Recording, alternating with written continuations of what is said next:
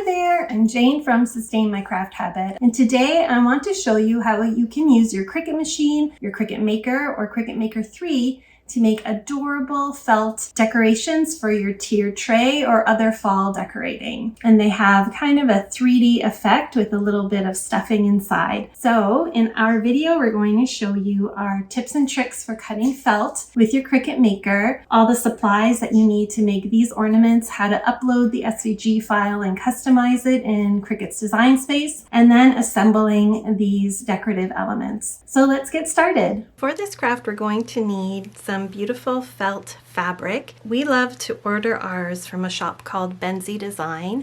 They make a all wool or a wool and polyester blend felt in so many colors. So I've ordered these fall themed ones. We're going to need 3 shades of orange for the pumpkin. We're going to use some, oh, I'm missing my red one. For the apple, we have a deep red and some others for the accent colors. So we need about 10 different, 1, 2, 3, 4, 5, 6, 7, 8 colors for the pumpkin, and maybe 4 or 5 for the apple. And then we're going to use the same colors for the other little decor element. So we need the felt, and for some of the pieces, just some scrap, like fabric scraps will do as well, felt fabric scraps. We're going to be using the Cricut Maker. We also could use the Cricut Maker 3 for this, a regular grip mat. And I'm going to show you a little hack using transfer tape to try to protect and preserve the life of your mat a bit. I like to use a brayer when I'm mounting my felt onto the mats, so this is optional. We need a little bit of polyfill stuffing, not very much, just a little bit if you want to give it that 3-dimensional shape, and an adhesive. I like this Beerly Art precision glue. We're going to give that a try. You could also use a hot glue gun with clear craft glue. If you'd like, you can also embellish it with some embroidery floss or thread. And I'm not going to do that in this video, but I'll refer you to some other ones that we have on our YouTube channel that show you how to do that. For our Cricut Maker though, we will also need to use the rotary blade because we are cutting felt. So that really is the trick when it comes to cutting fabric or felt on your Cricut Maker machine. And this is what the rotary blade looks like. It's a little wheel, a sharp wheel on the housing. I've seen others use the fine tip blade, but I find that it ends up dragging your fabric and sometimes it can tear. So the rotary blade is our tool of choice when it comes to cutting felt, and we've done this with all our felt flowers and other ornaments and designs. The fibers on your felt fabric are notorious for getting stuck onto the adhesive of the mats. We like to protect it to extend the life of our mat by cutting a piece of transfer tape. This is the Cricut transfer tape to 12 by 12 inches to fit onto the surface of the mat. I'm just going to measure that out. It doesn't have to be exact. And this almost acts like a liner upon which we're going to put the felt. It's going to collect the brunt of the fibers from our felt fabric. So the trick here is to mount our piece of transfer tape with the sticky side up. And it just might take a couple of tries, but let's start with kind of our smoothest end. We're going to put that down, again, face down, and press it nice and smooth onto the mat. I have a bit of a bubble there, so we'll work from this end first. And I'm using the brayer just to press that down nice and firm. And now I can remove the backer sheet.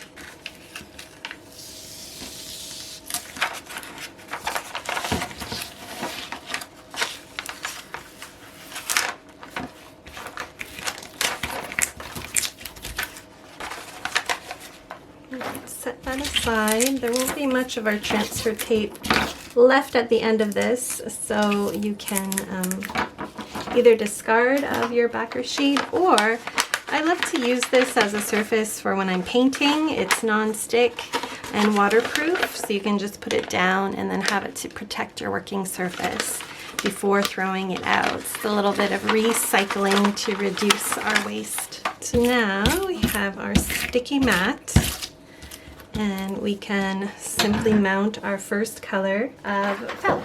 Okay, so now it's time to get into Cricut Design Space and upload our SVG file. We're going to simply go to upload and then search on your computer wherever you downloaded the project files. So I'm gonna navigate to mine. Once you click import, we'll show you a preview. Okay, so now that the files are imported, we can ungroup them so that we can manipulate them all individually. So once you import your designs, you want to resize it to about 4.25 inches. So our apple pieces, well, let's just select those. I'm gonna move those a little bit out of the way, and let's make our pumpkin a little bit larger. Let's see, this looks about right. So now when I click on the biggest layer of the pumpkin, it's showing me that it's 4.375 inches wide, which is great. If you need to be more precise, then, you know, definitely take the time to resize it. But you'll want to make sure that all your elements are selected so that they're scaled appropriately.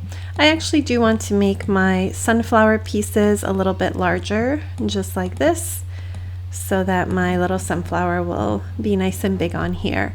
Now, this SVG file is designed so that the red of this little flower matches the red of the apple, and our green pieces are all the same shade of green. And this was really just to minimize the number of different colors of felt that you'll need. But say you wanted to do different shades of green, so you would want to put those pieces onto a different mat for cutting. You can simply either select here and then just indicate that it's a different color, or say you wanted, in addition to your red apple, we can duplicate this either by copy and paste, or you can select those pieces, right click and then duplicate, and now we have two apples. And then once we select onto the red part of the apples, you can make them green. Or I also like to go to the color sync tab up here, where it shows you how all the different pieces would fit on an individual colored mat. So for here, it shows us that the green pieces are all these ones. And maybe here I actually would want to drag a couple of these red pieces up onto the green mat. And that's just one way to color sync them. We'll do the last one here as well. And there we go. So now we've got a green apple and a red apple, and the green is the same shade as all the greenery in my project. Okay, I'm going to delete these ones, and we'll just go with the pumpkin and the apple, and then hit make. And this will now map out all the different pieces to graphically show you the different colors of felt that you'll need. And you can see that there's 9 different colors of felt for this particular project, and it starts with the white one. So basically now this is all set up to go.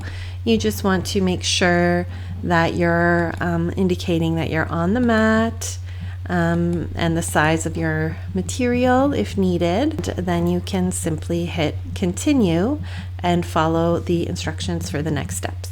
So let's start with the first one that's here. It tells us here at the top that our mirror is off. It's just a basic cut. Now we say next, and here it's going to ask us to select an accessory. Now we need to select the material, so we'll check all materials, but I already have our felt wool fabric as one of my favorites, and we're going to remember this setting because it will be the same setting for all of the colors and mats. Pressure is going to be default, and we want to make sure that there's no tool in clamp A and that our rotary blade is in clamp B. So to load it on there, simply place the felt all the way to the edges, keeping note of where on your mat the image is, because it's going to cut all the way to the very edge. Pressing it down with something like a brayer or your hands will help you get a nice precise cut, because you're going to minimize any air pockets and movement of your felt, so it really helps to secure it. I invested in this brayer tool not too long ago, and I really love having it. Okay.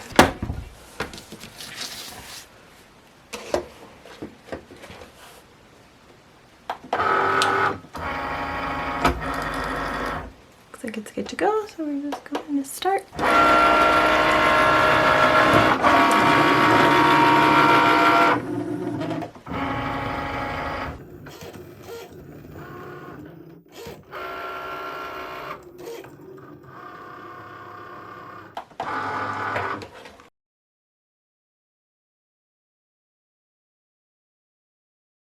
There we go.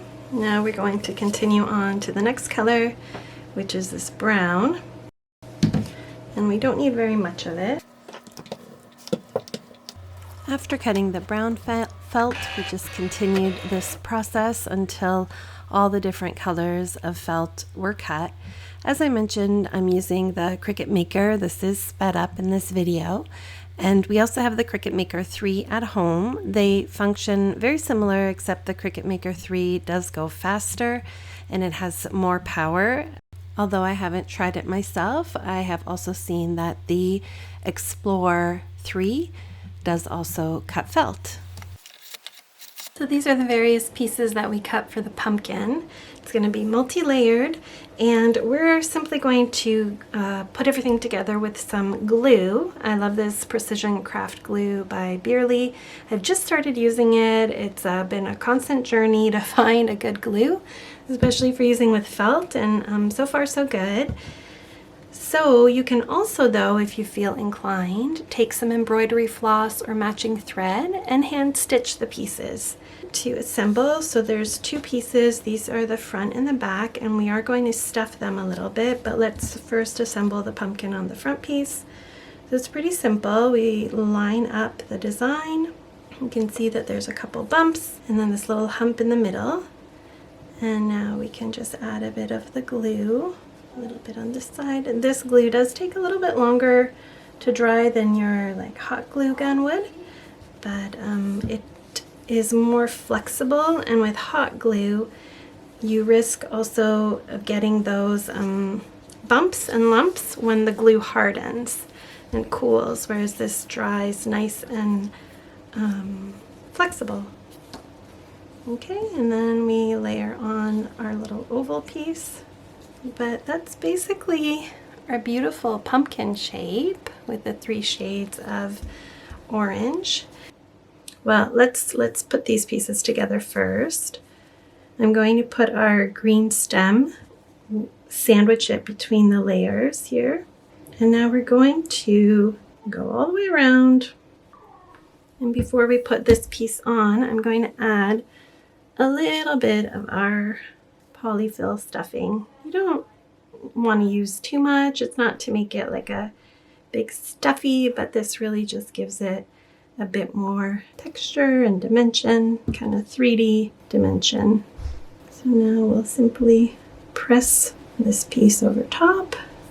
We're going to just put a weight on this, maybe a book or something, to hold it all down until the glue has a chance to set a bit.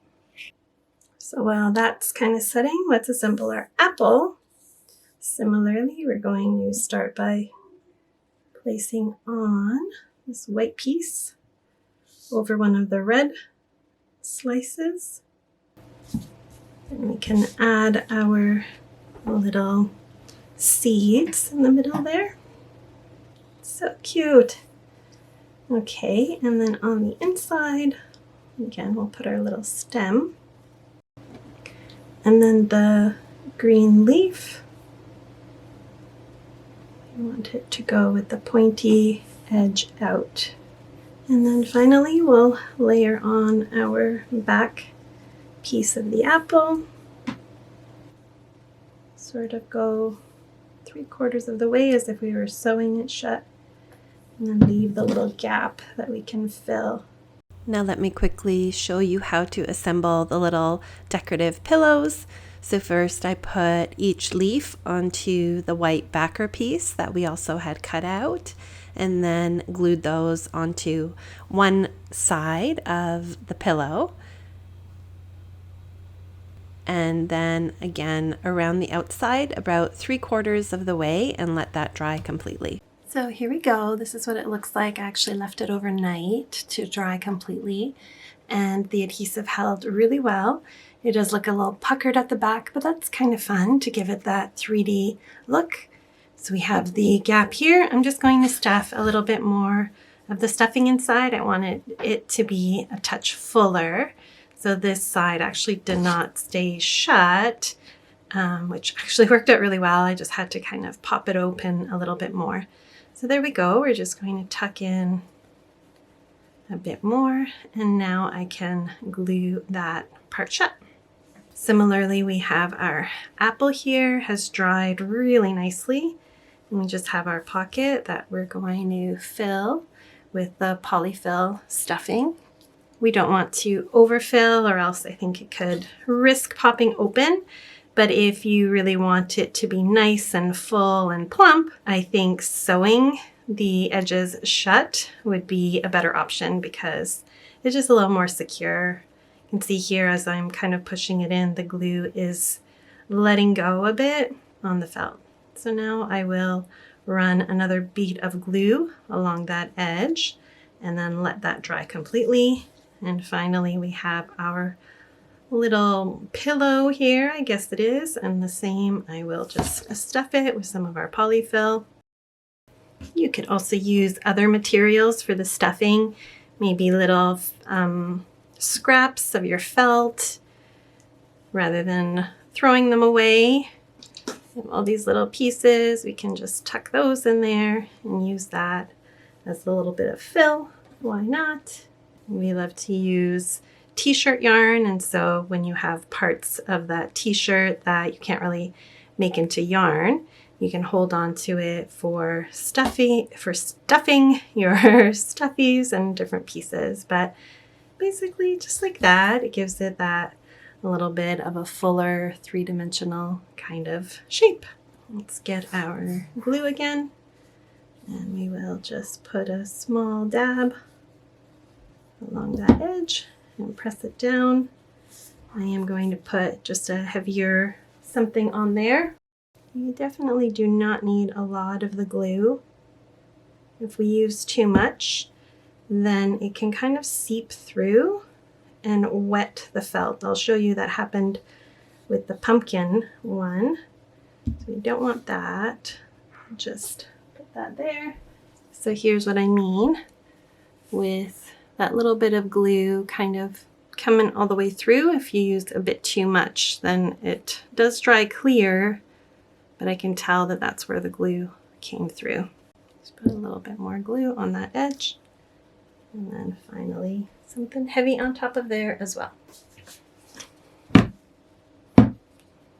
Okay, so now that I'm finished cutting all those pieces, I want to show you how we take off that liner sheet from the beginning. And it's a great time now while everything's drying. So it is takes a little bit of time now to go and peel off that transfer tape, but you can see the difference here between these areas where we had the felt on there, and even here, like it's not even sticky anymore, versus this area here of the original mat. So we've preserved the stickiness because all that lint from the felt is in the transfer tape.